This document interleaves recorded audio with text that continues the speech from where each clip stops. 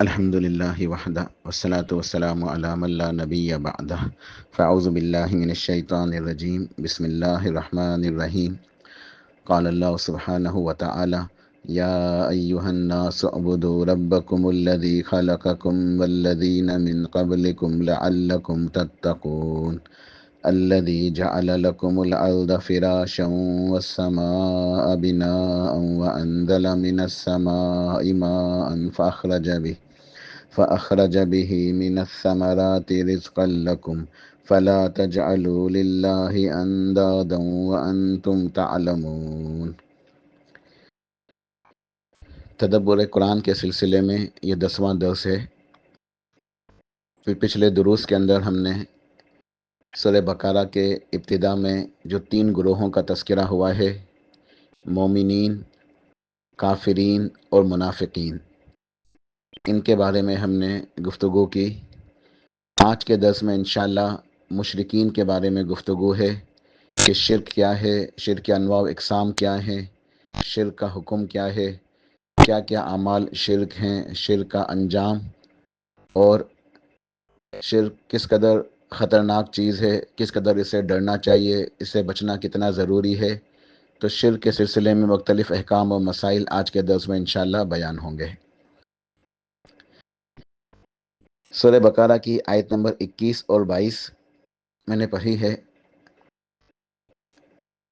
ان آیات کے اندر اللہ سبحانہ و تعالیٰ نے، جب ہم قرآن پاک کھولتے ہیں، مصحف ابتدا ہوتی ہے سورہ فاتحہ سے اور اس کے بعد سورہ بقرہ، تو آیت نمبر 1 سے لے کے آیت نمبر 20 تک یہ 3 گروہوں کا تذکرہ ہوا، 3 قسم کے لوگ۔ سب سے پہلے متقین اور مومنین ایمان والوں کا تذکرہ ہوا، اس کے بعد کافرین، پھر منافقین کا زیادہ آیات کے اندر تذکرہ ہوا۔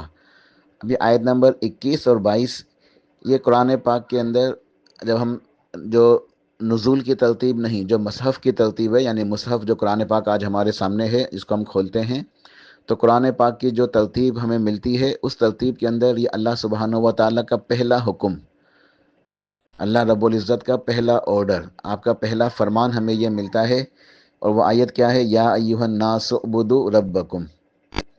یہ اللہ تعالیٰ کا پہلا فرمان ہے اس ترتیب کے اعتبار سے جو مصحف کے اندر آج ہمارے پاس قرآن پاک موجود ہے۔ اللہ سبحانہ و تعالیٰ کا پہلا حکم، پہلا فرمان، فرسٹ آرڈر یہ ہے، یا ایھا الناس۔ اور یہاں اللہ سبحانہ و تعالیٰ نے صرف ایمان والوں کو مخاطب نہیں کیا، بلکہ جمیع انسانیت کو، تمام لوگوں کو، اے لوگوں، اعبدوا ربکم، اپنے رب کی عبادت کرو۔ اللہ سبحانہ و تعالیٰ نے اپنی عبادت کی طرف بلایا، تو اس بات کا اظہار فرمایا کہ یہ نہیں کہا کہ اپنے معبود کی عبادت کرو یا اللہ تعالیٰ کی عبادت کرو، بلکہ ارشاد فرمایا یا ایھا الناس اعبدوا ربکم، اے لوگو اپنے رب کی عبادت کرو۔ یعنی عبادت صرف اسی کی جا سکتی ہے جو رب ہے۔ تو اللہ کی عبادت کیوں کریں؟ اس لیے کہ وہ رب ہے۔ اور قرآن پاک کی پہلی آیت بھی ہمیں یہی بتاتی ہے، الحمدللہ رب العالمین، کہ تمام تعریفیں اور شکر اللہ رب العالمین کے لیے ہے، جو تمام جہاں والوں کا پروردگار ہے۔ تو یہاں بھی ارشاد فرمایا کہ اعبدوا ربکم، عبادت کرو اپنے رب کی۔ تو اللہ کو جب رب مانتے ہو کہ رب نے پیدا کیا ہے، وہ خالق ہے، مالک ہے، رازق ہے، مدبر ہے، تمام کائنات کو پیدا کرنے والا، اس کو چلانے والا، اس کا انتظام دیکھنے والا، اس میں تدبیر کرنے والا، اور پھر مالک یوم الدین، فیصلے کے دن کا مالک، بدلے کے دن کا مالک، بدلے کے دن کا مالک، جنت اور جہنم کے دن کا مالک۔ تو لہٰذا جو رب ہے، عبادت بھی صرف اور صرف اسی کی کرو۔ یہ پہلا اللہ تعالیٰ کا حکم ہے، یا ایھا الناس اعبدوا ربکم، اے لوگوں اپنے رب کی عبادت کرو، الذی خلقکم، جس رب نے تمہیں پیدا کیا ہے، والذین من قبلکم، اور تم سے پچھلی جتنی امتیں گزر چکی ہیں، تم سے پیچھے جتنے بھی لوگ گزر چکے ہیں، ان سب کو اللہ تعالیٰ نے ہی پیدا کیا ہے، یعنی سب کا رب اللہ ہے، کیونکہ الحمدللہ رب العالمین، اللہ تعالیٰ تمام جہانوں کا رب ہے۔ لعلکم تتقون، اب یہ عبادت کیوں کرو اپنے رب کی؟ لعلکم تتقون، تاکہ تمہیں تقوی حاصل ہو جائے، تاکہ تم متقی بن جاؤ، اللہ کی عبادت کر کے تم متقی بن جاؤ۔ یعنی جب تم اپنے رب کی معرفت حاصل کرو گے، اپنے رب کو پہچانو گے، تمہیں اپنے رب کی خالص پہچان حاصل ہوگی کہ اللہ ہی خالص، اللہ تعالیٰ ہی ہمارا رب ہے۔ اور پھر جب تم اپنی عبادتوں کو، تمام کی تمام عبادتوں کو خالصتاً اپنے رب کے لیے سر انجام دو گے، یعنی اپنے دین کو خالص کرو گے اللہ کے لیے، تو نتیجہ یہ نکلے گا لعلکم تتقون، تمہیں تقوی حاصل ہو جائے گا، تم متقی بن جاؤ گے، تمہیں نیکی حاصل ہو جائے گی، تم نیکوکار ہو جاؤ گے، تم پرہیزگار ہو جاؤ گے، تم اللہ تعالیٰ کی عبادت کرنے والے، اللہ کے مقرب، اللہ کے نیک بندے بن جاؤ گے۔ جب تم اپنے رب کی معرفت حاصل کرو گے، اس کو پہچانو گے، اسے اپنا رب سمجھو گے، اور عبادت کو خالص کرو گے اسی کے لیے، اس کے ساتھ کسی اور کی عبادت نہیں کرو گے، اس کے ساتھ کسی اور کو نہیں پکارو گے، اس کے ساتھ کسی اور کو مشکل کشا حاجت روا نہیں سمجھو گے۔ جب تم اپنے رب کی عبادت کو خالص کرو گے تو تمہیں تقوی حاصل ہو جائے گا، پھر تم نیکی کو پہنچ سکو گے، تم نیکی کو سمجھ سکو گے، تمہیں نیکی کا درجہ حاصل ہوگا، تمہیں نیکی کا سب سے اعلیٰ درجہ متقین اور محسنین کا جو درجہ ہے، تم اس درجے تک پہنچ سکتے ہو اپنے رب کی عبادت کر کے۔ تو اپنے دین کو خالص کرو اور تم من المحسنین، من المتقین بن جاؤ۔ اگلی آیت میں اللہ پاک نے ارشاد فرمایا الذی جعل لکم الارض فراشا۔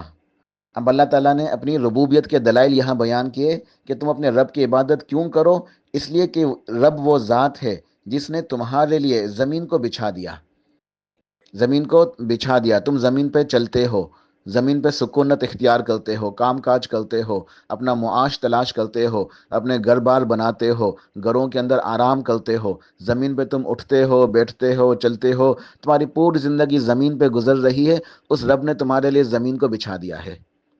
کہیں میدان ہیں، کہیں وادیاں ہیں، کہیں ہریالیاں ہیں، کہیں راستے بنے ہوئے ہیں، تم راستوں پہ چلتے ہو، اللہ کی زمین پہ تم چلتے ہو، تم کہیں جو ہے نا وہ وادیوں سے گزرتے ہو، تم کھیتی باڑی کرتے ہو، یہاں زمین میں تمہارے لیے جو ہے نا وہ دریا موجود ہے، کھیتی باڑی کا نظام موجود ہے، آبپاشی کا نظام موجود ہے، سمندر موجود ہے، پہاڑ موجود ہیں، کھیت کھلیان موجود ہیں، صحرا موجود ہیں، وادیاں موجود ہیں، یہ مختلف تمام چیزیں زمین کی، یہ تمہارے لیے یہ تمہارے رب نے تمہارے لیے نعمت جو ہے نا پیدا کی ہیں، تمہارے لیے رب کی نعمت ہیں یہ۔ تو اس رب کی عبادت کرو جس نے تمہارے لیے زمین کو پھیلا دیا ہے، والسماء بناء، جس نے آسمان کو تمہارے اوپر چھت مقرر کر دیا ہے، آسمان تمہارے اوپر قائم ہے، بالکل نہ لرزتا ہے، نہ کہیں سے جھکتا ہے، نہ کہیں سے ڈولتا ہے، نہ اس میں کہیں سے لچک آتی ہے، نہ ٹوٹتا ہے، بغیر ستونوں کے قائم ہے۔ اس رب کی عبادت کرو جس نے اتنے مضبوط ترین آسمان اللہ تعالیٰ کی بہت بڑی، بہت عظیم ترین مخلوق ہے، ساتوں آسمان ہے، بغیر ستونوں کے قائم ہے، کوئی پلر نہیں ہے، کہیں سے جھکا ہوا، کہیں سے ڈولتا ہوا نہیں ہے، کہیں سے وہ لچک نہیں کھاتا، کہیں سے آواز نہیں کرتا، اور ٹوٹ ٹوٹ کے تمہارے پر گرتا نہیں ہے۔ تو جس رب نے اس آسمان کو چھت بنایا ہوا ہے، اسے تھاما ہوا ہے، اسے قرار دیا ہوا ہے، اس کو کنٹرول کیا ہوا ہے، اس رب کی عبادت کرو۔ وَأَنزَلَ مِنَ السَّمَاءِ مَاءً، اور جس رب نے تمہارے لیے آسمان سے بارش کا نظام چلایا، واٹر سائیکل، سورج کی روشنی، سمندروں کا پانی، زمین کا پانی، آبی بخارات، واٹر ویپرز کی صورت میں اوپر اٹھتا ہے، بادل بنتے ہیں، گیسیں اس کے اندر بنتی ہیں، ہوائیں ان کو لے کے چلتی ہیں، یہ بادل سفر کرتے ہیں، اللہ کا حکم آتا ہے، آپس میں بادل ٹکراتے ہیں، بارش برستی ہے، پانی نیچے آتا ہے، پھر یہی پانی دوبارہ سے اوپر جاتا ہے، پھر برستا ہے، پورا واٹر سائیکل۔ وَأَنزَلَ مِنَ السَّمَاءِ مَاءً، جس رب نے تمہارے لیے آسمان سے پانی اتارا، فَأَخْرَجَ بِهِ مِنَ الثَّمَرَاتِ، اور اس پانی کے ذریعے اس نے تمہارے لیے کھیتیاں، اناج، پھل، پودے، تمہاری معاش کا، تمہارے کھانے کا انتظام کیا۔ فَأَخْرَجَ بِهِ مِنَ الثَّمَرَاتِ، تو اس نے اپنے فروٹ دیے، تمہیں پھل دیے، کھیتیاں دی، اناج دیا، غلہ دیا، کھانے پینے کا انتظام دیا، رزقا لکم، تمہاری روزی کے لیے، تمہاری روزی کے لیے۔ فلا تجعلوا للہ اندادا وانتم تعلمون، پس تم ہرگز نہ ٹھہرا لینا اللہ کے ساتھ اندادا۔ اندادا یہ جمع ہے، اس کا سنگولر ہے، واحد ہے ند، ند کی جمع ہے انداد۔ ند کہتے ہیں کوئی چیز ہو، اس کے مد مقابل کوئی دوسری چیز ہو، اسے ند کہتے ہیں، یعنی برابر کی چیز، یا ہم پلہ، یا ہمسر، یا اس جیسی، یا اس کی شریک، یا اس کی ساجی۔ اس کا عمومی جو ترجمہ کیا جاتا ہے وہ کیا جاتا ہے، ند کا ترجمہ شریک، کہ تم اللہ کے لیے کوئی شریک مقرر نہ کرو۔ اور ند کا جو میں نے لغوی مطلب آپ کو بتایا کہ وہ کیا ہے، کہ کوئی بھی ایک چیز ہے، اس جیسی کوئی دوسری چیز، اس کے برابر کی، اس کے ہم پلہ، اس کے مد مقابل، اس کے ہمسر، تو یہ ہے ند، اس جیسی کوئی اور چیز. اور یہاں مفہوم کیا ہے، شرعی مفہوم، کہ اللہ تعالیٰ کے ساتھ کسی اور کو شریک مقرر نہ کرو، کوئی ساجیدار، کوئی ساجیدار، کوئی پارٹنر، کوئی شریک نہ، ایسوسیٹ نہ کرو اللہ تعالیٰ کے ساتھ. فلا تجعلوا للہ اندادا، بس تم اللہ تعالیٰ کے ساتھ کسی بھی طرح کا کوئی شریک مقرر نہ کرو، وانتم تعلمون، جانتے بوجھتے ہوئے بھی. اب تم سب کچھ دیکھتے ہو، سب کچھ جانتے ہو، تمہارے علم میں ساری باتیں آ چکی ہیں. اللہ کی زمین پہ تم چلتے ہو، آسمانوں کو تم دیکھتے ہو، فضاؤں میں تم سانس لیتے ہو، اللہ کی نعمتوں کو تم استعمال کرتے ہو. اب ان تمام چیزوں کو کہ تم دیکھتے ہو، سمجھتے ہو، بوجھتے ہو کہ یہ سب چیزوں کا پیدا کرنے والا خالق اللہ ہے، مالک اللہ ہے، رازق اللہ ہے، مدبر اللہ ہے. تو اب تم جانتے بوجھتے ہوئے بھی اس کے ساتھ شرک نہ کرو، یعنی اپنی عبادت کو خالص کرو اور شرک نہ کرو. یہ سورہ بقرہ کی آیت نمبر 21 اور 22 ہے. اللہ تعالیٰ کا پہلا حکم ہے اپنے بندوں کے لیے، تمام انسانیت کو مخاطب کر کے اللہ نے حکم دیا، اے لوگوں، اے مسلمانوں یا اے مومنوں نہیں کہا، تمام لوگوں کو، کہ تمام لوگوں کو، اللہ کے تمام لوگوں کے لیے اللہ تعالیٰ کا یہ پہلا حکم ہے، بنیادی حکم ہے کہ اپنے رب کو پہچانو اور عبادت کو خالص کرو اپنے رب کے لیے، شرک سے بچو. سورہ بقرہ میں ہی آیت نمبر 163 میں اللہ پاک نے خبر دی، ارشاد فرمایا وَإِلَٰهُكُمْ إِلَٰهٌ وَاحِدٌ لَا إِلَٰهَ إِلَّا هُوَ الرَّحْمَٰنُ الرَّحِيمُ. سورہ بقرہ کی آیت نمبر 163، اللہ پاک نے ارشاد فرمایا وَإِلَٰهُكُمْ إِلَٰهٌ وَاحِدٌ، اور تمہارا معبود ایک اکیلا معبود ہے. اے لوگوں اچھی طرح پہچان لو، سمجھ لو، علم حاصل کر لو کہ اور تمہارا معبود ایک اکیلا معبود ہے، لا الہ الا ہو، اس کے سوا کوئی عبادت کے لائق نہیں ہے، اس کے سوا کوئی دوسرا معبود نہیں ہے، وہ اکیلا معبود ہے، برحق معبود برحق ہے، وہ سچا معبود.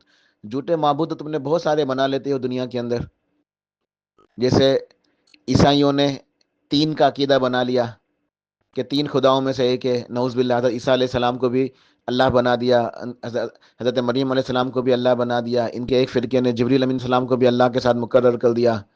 تو عقیدہ تثلیث جو ہے کہ تین خدا ہیں، ایک فرقہ کہتا ہے کہ اللہ، مریم مقدس اور عیسیٰ علیہ السلام، باپ بیٹا بیوی، نعوذ باللہ. اور اللہ نے فرمایا کہ یہ کفر ہے، یہ لوگ کافر ہیں، مشرک ہیں. اور ایک ان کا فرقہ کہتا ہے کہ اللہ روح القدس یعنی جبریل امین السلام اور عیسیٰ علیہ السلام، تو اللہ نے انہیں کافر قرار دیا. مجوسی کہتے ہیں کہ دو خدا ہیں، ایک خداوند ہرمن، ایک خداوند یزداں. خداوند ہرمن جو ہے برائی کا خدا ہے، خداوند یزداں وہ نیکی کا خدا ہے. تو لوگوں نے اور معبود بنا لیے، کسی نے دو، کسی نے تین، ہندوؤں نے تو کروڑوں بھگوان بنا لیے. تو اللہ تعالیٰ نے کیا ارشاد فرمایا کہ معبود تو دنیا کے اندر بہت سارے لوگوں نے بنا لیے، سب کے سب معبودان وہ جھوٹے ہیں، باطل ہیں، وہ غیر حقیقی ہیں، سچے نہیں ہے. حقیقی معبود، سچا معبود، معبود برحق صرف اور صرف ایک اللہ ہے، هو الرحمن الرحیم، اور وہ بہت زیادہ رحمان ہے، بہت زیادہ رحیم ہے. رحمان اور رحیم کی صفات الحمدللہ سورہ فاتحہ کے اندر تفصیل سے پڑھ چکے ہیں. یہاں صرف ایک نقطہ بتا کے میں آگے چلتا ہوں کہ اللہ سبحانہ و تعالیٰ نے جو ہمیں خبر دی اس آیت کے اندر، اے لوگو تمہارا معبود ایک اکیلا معبود ہے، اس کے سوا کوئی عبادت کے لائق نہیں، اور وہ بہت زیادہ مہربان ہے، بہت زیادہ رحیم ہے. تو یہاں تین خبریں ہیں. پہلی خبر یہ ہے کہ معبود ایک اکیلا ہے، بس دو نہیں ہے، معبود دو نہیں ہو سکتے، معبود ایک ہی ہے. اور وہ کون ہے؟ لا الہ الا ہو، صرف اللہ تعالیٰ ہے، وہی سچا عبادت کے لائق ہے، اس کے سوا کوئی عبادت کے لائق نہیں. اور تیسری خبر یہ کہ وہ رحمان ہے اور رحیم ہے. تو رحمان اور رحیم کے اندر ایک نقطہ جو بتانا ہے وہ یہ ہے کہ چونکہ وہ معبود اکیلا ہے، کوئی دو نہیں ہے. اور دنیا کے اندر عمومی طور پہ یہ ہوتا ہے کہ جہاں کسی بھی فیلڈ کے اندر، کسی بھی شعبے کے اندر اگر کوئی بھی چیز ایک ہوتی ہے نا، تو اس کی وہاں مونوپلی ہو جاتی ہے، اجارہ داری ہو جاتی ہے. مثال کے طور پہ صرف ایک سمجھانے کے لیے کہ ہم کراچی کے اندر ہیں تو کراچی کی مثال دیتا ہوں کہ بجلی کا نظام جو ہے کراچی میں کے الیکٹرک کے پاس ہے، تو اس کی اجارہ داری ہے، مونوپلی ہے، بجلی ہم نے اسی سے لینی ہے، ہم مجبور ہیں، کوئی دوسری کمپنی موجود نہیں ہے.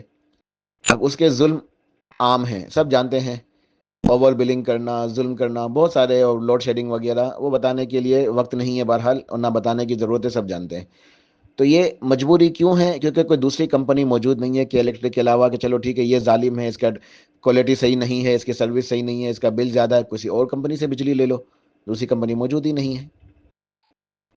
تو کسی بھی جگہ جب ایک ہی کمپنی ہوتی ہے تو اس کمپنی کی مونوپلی ہوتی ہے، اجارہ داری ہوتی ہے، وہ جیسی چاہے سروس دے، جیسے چاہے وہ پیسے چارج کرے، جیسے چاہے ظلم کرے.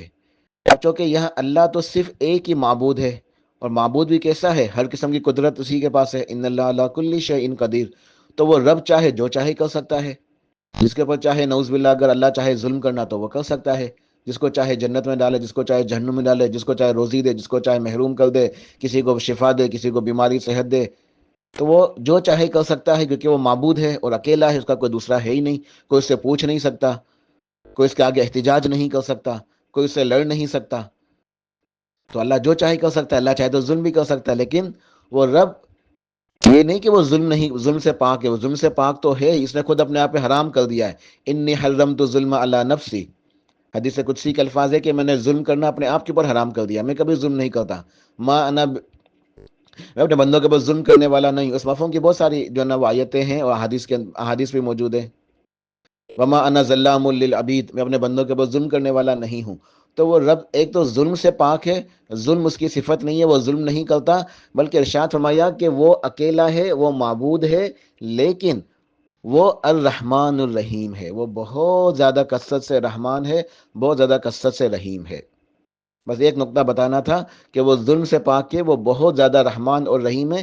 تو یہ تیسری خبر اللہ نے اس کے ساتھ لازم دے دی کہ چونکہ وہ معبود ایک ہے، اس کے سوا کوئی عبادت کے لائق نہیں، لیکن وہ ظلم نہیں کرتا، بلکہ وہ رحمان ہے، رحیم ہے، بہت زیادہ رحم کرنے والا، کرم کرنے والا، مہربانی کرنے والا ہے۔ اللہ پاک نے خبر دی ہمیں سورہ آل عمران کے اندر، شہید اللہ انہ لا الہ الا هو والملائکۃ واولو العلم قائما بالقسط لا الہ الا هو العزیز الحکیم۔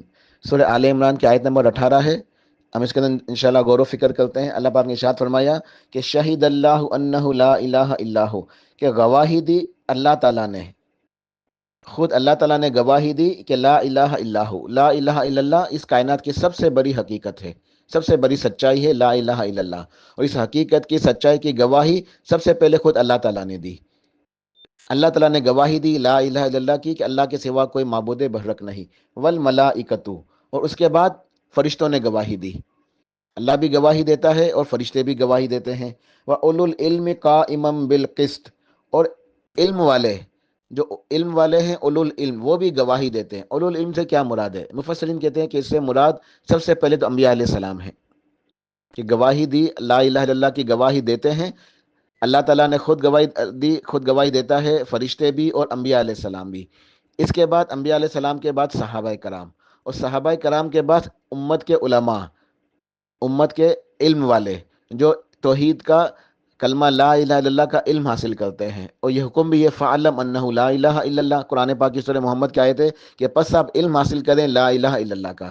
تو جو علم حاصل کرتا ہے لا الہ الا اللہ کا، وہ علم حاصل کرنے کے بعد جب یہ گواہی دیتا ہے اشہد ان لا الہ الا اللہ، جب وہ گواہی دیتا ہے اشہد ان لا الہ الا اللہ وحدہ لا شریک لہ واشہد ان محمدا عبدہ ورسولہ، اس کے لیے جنت کے 8 دروازے کھل جاتے ہیں۔ یہ وضو کی دعا ہے، وضو کر کے جب دعا پڑھتے ہیں جنت کے 8 دروازے کھل جاتے ہیں۔ اور بھی بہت ساری احادیث موجود ہیں فضیلت میں اس کی، لیکن وقت نہیں ہے اس کی تفصیل میں جانے کا۔ تو بہرحال تو اہل علم نے بھی گواہی دی قائما بالقسط، عدل کے ساتھ، انصاف کے ساتھ، اس گواہی کے اوپر قائم رہتے ہوئے، اس گواہی کے اوپر قائم رہتے ہوئے، یہ نقطہ بہت اہم ہے سمجھنے کے لیے کہ یہ گواہی ایسے ہی نہیں ہے، بلکہ یہ گواہی کس طرح ہے؟ عدل کے ساتھ، انصاف کے ساتھ قائم رہتے ہوئے۔ یعنی گواہی دینا کوئی معمولی عمل نہیں ہوتا، گواہی تو بہت عظیم عمل ہے۔ آج دنیا کی عدالتوں کے اندر اس گواہی کے اوپر قتل کے فیصلے ہو جاتے ہیں، قتل کا مجرم اس کو پھانسی پہ چڑھانا ہے یا اس کو بری کر دینا ہے، گواہی کے اوپر۔ دنیا میں لوگ گواہ آتے ہیں، گواہی دیتے ہیں، تو جج فیصلہ کرتا ہے کہ جرم ثابت ہو گیا، اس کو لٹکا دو، پھانسی دے دو، یا جرم ثابت نہیں ہوا، گواہوں کے اوپر جو ہے نا وہ گواہی ثابت نہیں ہوئی تو اسے بری کر دو۔ تو آج دنیا کی عدالتوں میں تو اس گواہی کی اتنی اہمیت ہے کہ اس گواہی کے اوپر قتل کے مقدمات کے فیصلے ہو جاتے ہیں، لیکن یہ آخرت کے اندر جنت اور جہنم کا معاملہ ہے، تو یہاں اس گواہی کی کتنی اہمیت ہوگی۔ تو یہ گواہی ایسے ہی نہیں ہے، بلکہ یہ گواہی پورے عدل کے ساتھ ہے، انصاف کے ساتھ اس کے اوپر قائم ہوتے ہوئے ہے۔ اور عدل و انصاف کے ساتھ اس گواہی کے اوپر قائم رہنے کا مطلب کیا ہے کہ وہ گواہی کا مطلب یہ جو ہم کہتے ہیں اشہد ان لا الہ الا اللہ، کہ میں گواہی دیتا ہوں اللہ کے سوا کوئی معبود برحق نہیں ہے، اس کا مفہوم یہ ہے کہ میں گواہی دیتا ہوں، یعنی گواہی یقین کا وہ آخری درجہ ہوتا ہے جہاں شک کی گنجائش نہیں ہوتی۔ گواہی یقین کا وہ آخری درجہ ہے جہاں کسی قسم کے شک کی گنجائش نہیں. ایک ہوتا ہے نا کہ مجھے ہاں بھائی میں نے ایک بات کہہ دی، ایک ہے کہ نہیں میں تو پختہ یقین کے ساتھ کہہ رہا ہوں. ایک ایک گواہی، ایسا یقین جہاں شک کی گنجائش ہی نہیں ہے. تو اس گواہی کے لیے ضروری ہے کہ یقین ہو، کامل یقین، لا الہ الا اللہ کے اوپر کامل یقین ہو، ایسا یقین جس میں شک کی گنجائش نہ ہو. اور یہ یقین کب حاصل ہوگا؟ جب علم ہوگا. جب علم نہیں ہے تو یقین نہیں ہو سکتا. تو ایسا علم جہاں جہالت کی گنجائش نہ ہو، کہ توحید کے مسائل ہی نہیں پتا، شرک کے مسائل، شرک کے احکام نہیں پتا، تو وہ گواہی معتبر نہیں ہے. گواہی کے لیے علم ضروری ہے. ایسا علم جہاں جہالت نہ ہو، اور ایسا یقین جہاں شک نہ ہو، پھر ایسا قبول جہاں رد نہ ہو. علم آ گیا، اس کے اوپر یقین ہے، اب اس کو قبول کرنا، اس گواہی کو قبول کرنا، پھر اس کے اوپر عمل کرنا، اپنے عمل سے ثابت کرنا. عمل اس کے خلاف ہوگا تو یہ گواہی فائدہ نہیں دے گی. زبان کے اوپر لا الہ الا اللہ، لیکن عمل شرکیہ ہے تو جنت نہیں مل سکتی، پھر جنت نہیں مل سکتی. عمل بھی لا الہ الا اللہ کے مطابق ہونا چاہیے، اور اس کے اندر اخلاص ہونا چاہیے، اخلاص کے ساتھ، ریاکاری نہ ہو، دکھلاوا نہ ہو. جب یہ ساری چیزیں پوری ہوں گی تو یہ گواہی کا مفہوم مکمل ہوتا ہے. تو یہ گواہی دی لا الہ الا هو العزیز الحکیم، کہ اللہ کے سوا کوئی معبود برحق نہیں، اور وہ غالب ہے اور حکمت والا ہے. سورہ نساء میں ارشاد فرمایا اللہ لا الہ الا هو لا یجمعنکم الی یوم القیامہ لا ریب فیہ ومن اصدق من اللہ حدیثا.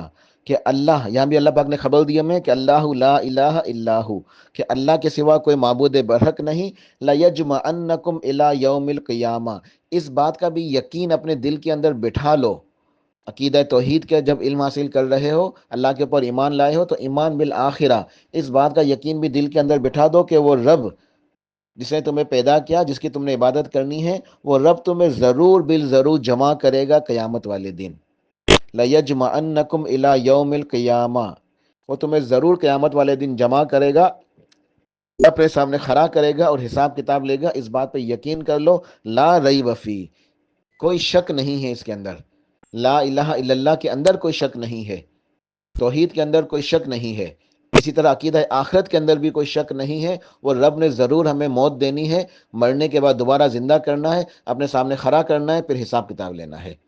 تو عقیدہ آخرت کے اوپر بھی یقین کر لو. ومن اصدق من اللہ حدیثا، اور اللہ سے بڑھ کے سچی بات بتانے والا اور کون ہوگا. سورہ طٰہٰ میں ارشاد فرمایا کہ اللہ لا الہ الا ہو لہ الاسماء الحسنی، کہ اللہ کے سوا کوئی معبود برحق نہیں، اور اس کے اچھے اچھے پیارے پیارے پاکیزہ نام ہیں.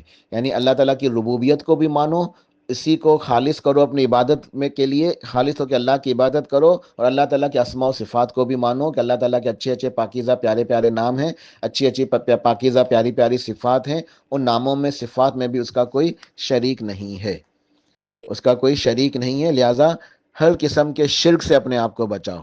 فلا تجعلوا للہ اندادا وانتم تعلمون. اب یہ سب کچھ تم جانتے ہو، سمجھتے ہو، تمہارا مشاہدہ ہے، اپنی آنکھوں سے دیکھ رہے ہو، تمہارے تجربے میں بات شامل ہے، روزمرہ کی زندگی گزار رہے ہو، اللہ کی نعمتوں کو تم استعمال کرتے ہو. اب جانتے بوجھتے بھی تم شرک نہ کرو. یہ اللہ نے فرمایا ہے. اس آیت کے اندر ہمیں قرآن پاک کا پہلا حکم ملا کہ اعبدوا ربکم، اپنے رب کی عبادت کرو، اور فلا تجعلوا للہ اندادا وانتم تعلمون، جانتے بوجھتے ہوئے شرک نہ کرو. لغت میں شرک کہتے ہیں اشرکا یشرک، اشراکن سے ماخوذ ہے، یعنی جس کے معنی ہے کسی چیز میں کسی کو شامل کر دینا، شریک بنا لینا. یعنی جب کسی چیز میں شریک بنایا جائے تو اسے کہا جاتا ہے کہ یہ شرک ہوا ہے، کسی چیز کو ملا دیا گیا. اور شریعت کی روشنی کے اندر، شریعت کے اندر جو ہے نا، شرک کی تعریف کیا ہے کہ اللہ تعالیٰ کے ساتھ کسی کو بھی کوئی ساجی بنا دینا، کوئی پارٹنر ایسوسیٹ کرنا. یعنی کسی کو اللہ تعالیٰ کے رب ہونے میں، ربوبیت میں، یا الہ ہونے میں یعنی الوہیت میں، یا عبادت ہو. یہ توحید کی جو ہے نا قسم ہے، توحید ربوبیت اور توحید عبادت یا الوہیت. تو الہ ہونے میں یا معبود ہونے میں یا عبادت میں شریک بنایا جائے، یعنی اللہ تعالیٰ کی توحید ربوبیت میں یا توحید الوہیت یا توحید عبادت میں کسی اور کو اللہ کا ساتھی مقرر کر لینا، غیر اللہ کو اللہ کا شریک بنا لینا. غیر اللہ کے لیے عبادتوں کی قسموں میں سے کچھ چیزیں خاص کر لی جائیں، جیسے کہ ذبح کرنا، نظر ماننا، خوف کھانا، ریاکاری، امید باندھنا، بھروسہ رکھنا، محبت رکھنا، توکل وغیرہ، یہ سب شرک کے زمرے میں آتا ہے. تو ہر قسم کی عبادت کو خالص کرنا ہوگا اللہ کے لیے، اور ہر قسم کے شرک سے اپنے آپ کو بچانا ہوگا. اب اختصار کے ساتھ کہ شرک کی دو قسمیں اہل علم نے بیان کی ہیں، شرک اکبر، شرک اصغر۔ اس کا حکم کیا ہے؟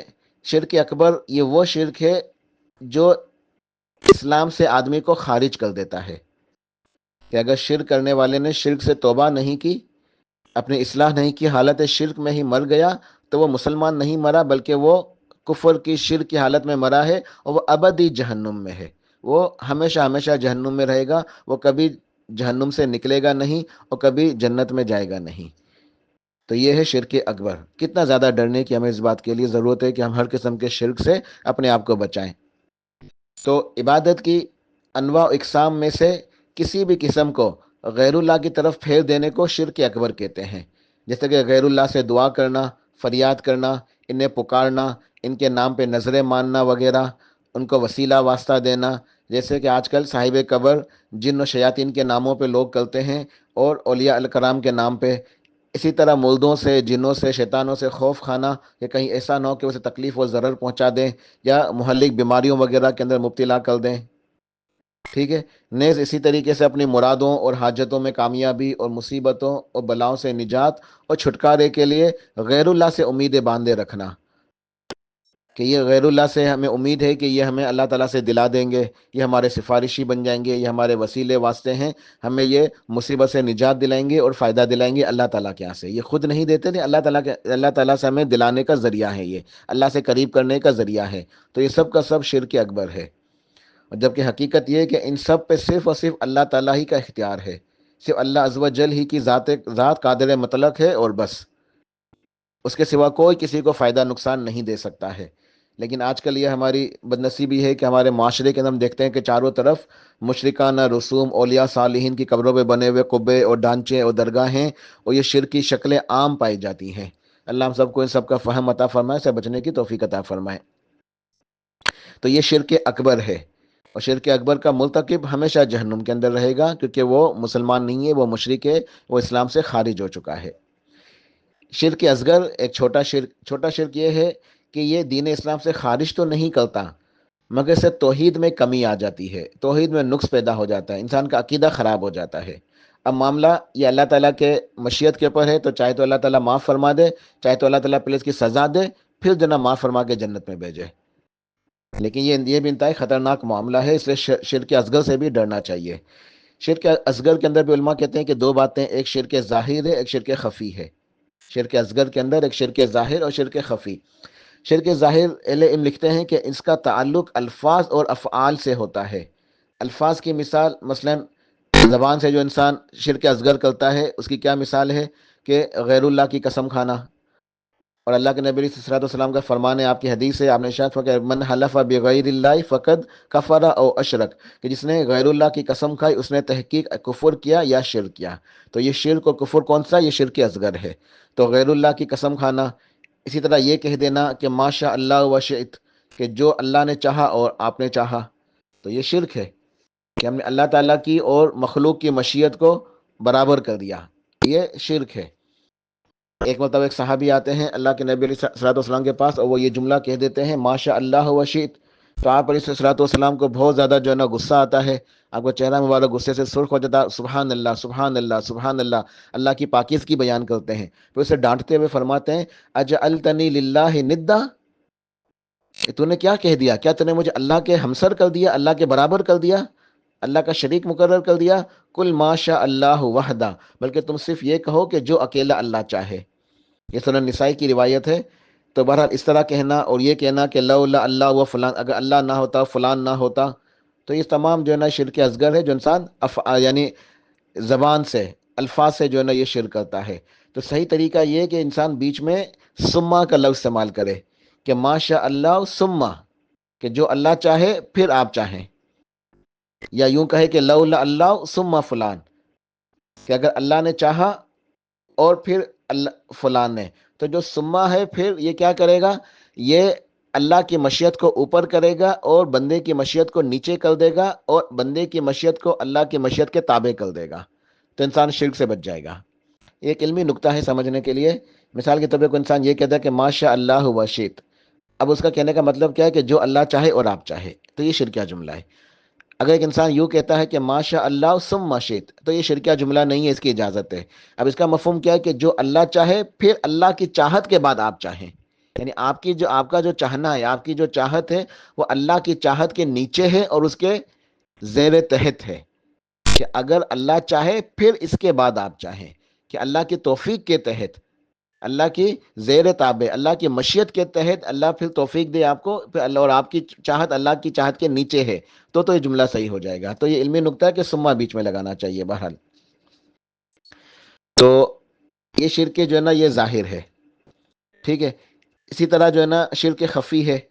شرک خفی سے کیا مراد ہے کہ یہ ارادوں اور نیتوں کے اندر ہوتا ہے، یہ شرک، یہ ارادوں اور نیتوں کا شرک ہے۔ جیسے ریاکاری کرنا، دکھلاوا، شہرت کی طلب ہوتی ہے انسان کو، یا دنیاوی فائدے حاصل کرنے کے لیے لوگ نیکیاں کرتے ہیں، تو یہ شہرت اور ناموری طلب کرنا، دنیاوی فائدہ ہو جائے، دنیا کی جو ہے نا وہ مال و دولت کے لیے یا دکھلانے کے لیے، لوگوں کی نظروں میں اچھا بننے کے لیے، اپنی تعریف کرانے کے لیے، لوگوں کی نظروں میں جو ہے نا اپنے نمبر بڑھانے کے لیے، جو اس طرح عبادتیں کرتا ہے جس کے اندر ریاکاری کا عنصر ہوتا ہے، دکھلاوا ہوتا ہے، دنیاوی فائدے ہوتے ہیں، دنیاوی مال و متاع، تو یہ سب شرک خفی یعنی پوشیدہ شرک کے اندر آتے ہیں، کہ یہ نیتوں کا شرک ہے۔ اور ابن قیم جوزی رحمہ اللہ فرماتے ہیں کہ ارادوں اور نیتوں کا شرک کا واقع ہونا ایک ایسا سمندر ہے جس کا کوئی ساحل نہیں ہے، اور بہت ہی کم لوگ ہیں جو اس شرک سے بچ جاتے ہیں۔ لہٰذا ہمیں اس شرک سے بہت زیادہ ڈرنا چاہیے، اپنے ہر عمل کو اور اپنی نیتوں کو خالص اللہ کے لیے سر انجام دینا چاہیے۔ تو یہ تھی شرک کی کچھ تعریف اور شرک کی جو ہے نا وہ جو ہے نا اقسام۔ اب اس کے بعد شرک کا حکم کیا ہے؟ شرک کا حکم یہ ہے کہ شرک سب سے بڑا ظلم ہے، سب سے بڑا کبیرہ گناہ ہے، اور شرک کی برائی بہت زیادہ قابل مذمت ہے۔ قرآن پاک کے اندر ایک نہیں 20 مقامات کے اوپر شرک کی برائی بیان ہوئی ہے، اس کی مذمت بیان ہوئی ہے، اور احادیث مبارکہ کے اندر یعنی کتاب و سنت کے اندر بہت زیادہ شرک کی برائی بیان ہوئی ہے، کہ شرک ناقابل معافی جرم ہے، شرک انتہائی بہت بڑا کبیرہ گناہ ہے، اس سے بچنا انتہائی ضروری ہے۔ تو اس میں چند نکتے ہیں۔ پہلی بات یہ کہ بے شک شرک سب سے بڑا باری ظلم ہے۔ دوسرا نکتہ ہے کہ اللہ تعالیٰ شرک کو کبھی بھی معاف نہیں کرے گا۔ تیسرا نکتہ ہے کہ اللہ تعالیٰ نے جنت کو مشرک کے اوپر حرام کر دیا ہے، مشرک کبھی بھی جنت میں نہیں جائے گا اور وہ ہمیشہ جہنم میں رہے گا۔ چوتھا نکتہ ہے کہ شرک تمام نیکیوں کو، تمام نیک اعمال کو مٹا ڈالتا ہے، برباد کر دیتا ہے۔ شرک کرنے سے نیکیاں ختم ہو جاتی ہیں، انسان کے تمام نیک اعمال ضائع ہو جاتے ہیں۔ اور پانچواں نکتہ ہے کہ مشرک کا خون اور مال مسلمانوں کے لیے حلال ہو جاتا ہے۔